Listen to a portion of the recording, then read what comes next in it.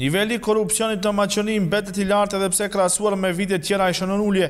Nga ana tjetër, sipas perceptimit të qytetarëve, korrupsioni mbetet ende në nivel të lartë dhe I papranueshëm që korrupsioni ishte në ulje në Maqoni. Këto të dhëna janë të dalë nga raporti për vlerësimin e korrupsionit në Maqoni nëpërmjet një anketimi të 1200 qytetarëve dhe 400 ndërmarrje, nga ku korrupsioni del në vendin e 5 si problem me të cilin ballafaqohen qytetarët në Maqoni.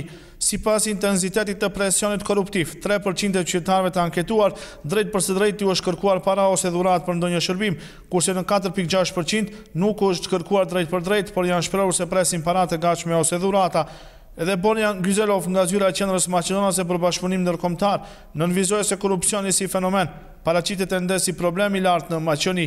Главни наводи од извештајот може да се забележи дека се уште корупцијата представува голем проблем во македонското општество. Поточно испитаниците беа прашани да ги рангираат главните проблеми во Македонија и корупцијата е на 5-то место. Пред неа се само оние проблеми поврзани со кои се од социоекономски карактер, значи невработеност, високи цени, сиромаштија и така натаму, а веднаш над нив е корупцијата.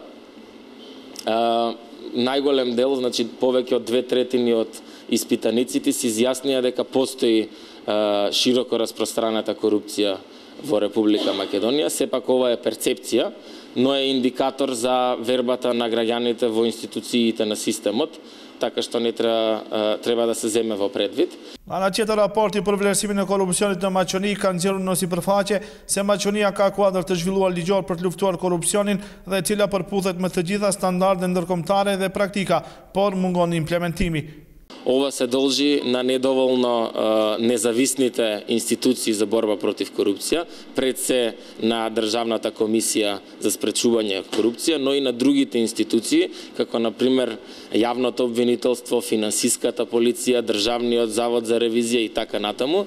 Значи во Македонија има доста институции кои имаат надлежност да се борат против корупцијата, но сметаме дека овие институции не се доволно независни институционално за ефикасно да се вршат својата работа и препорачуваме нивно институционално заекнување за да бидат независни од влијанија на пред се на извршната власт.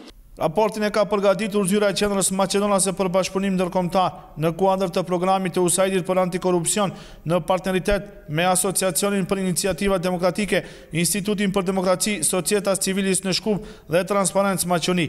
Ndryshe, raporti për vlerësimin e korrupsionit paraqet edhe pasqyrim të gjendjes dhe dinamikës së korrupsionit në Republikën e Maqonisë.